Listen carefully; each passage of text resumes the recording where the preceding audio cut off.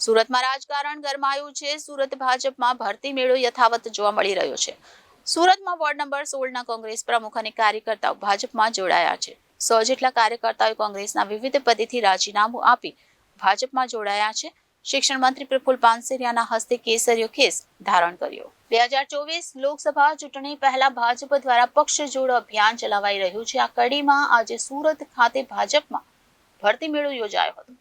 દેશના વડાપ્રધાન નરેન્દ્ર મોદીની વિચારધારા અને રાષ્ટ્ર નિર્માણની નીતિના કારણે વિકસિત ભારતનું નિર્માણ થઈ રહ્યું છે। વડાપ્રધાનની આ વિચારધારાથી પ્રેરિત થઈ આજે ભાજપમાં કાર્યકર્તા જોડાઈ રહ્યા છે। ત્યારે સુરતમાં રાજકારણ ગરમાયું છે, કારણ કે સુરતના ભાજપમાં ભરતી મેળો યોજાયો હતો। સુરતના વોર્ડ નંબર 16ના કોંગ્રેસ પ્રમુખ અને કાર્યકર્તાઓ ભાજપમાં જોડાયા હતા।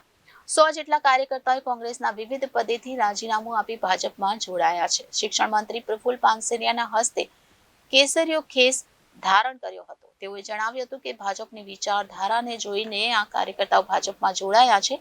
શિક્ષણ મંત્રી પ્રફુલ પાનસેરિયાએ તમામને આવકાર્યા હતા। નરેન્દ્રભાઈ મોદી સાહેબની વિચારધારાના વિકાસની વિચારધારાને લોકો સ્વીકારી રહ્યા છે। ત્યારે વોર્ડ નંબર 3, 16, 17 બધા જ વિસ્તારના કાર્યકર્તાઓ જે કોંગ્રેસ આ તમામ લોકો યુવાનો નરેન્દ્રભાઈની વિચારધારા સાથે જોડાવા માટે આજે જ્યારે ભારતીય જનતા પાર્ટીમાં સપોર્ટ કરી રહ્યા છે એમને હું હૃદયપૂર્વક આવકારું છું। દેશ નવી દિશા તરફ જઈ રહ્યો છે, રાષ્ટ્ર મજબૂત બની રહ્યું છે અને 2047નું ભારત એક સમૃદ્ધ ભારત બની રહ્યું છે। ત્યારે તમામ લોકો જ્યારે ભારતીય જનતા પાર્ટી અને નરેન્દ્રભાઈને સહયોગ આપી રહ્યા છે ત્યારે પૂરું ભારત નરેન્દ્રભાઈ મોદી સાહેબનો પરિવાર બની રહ્યો છે।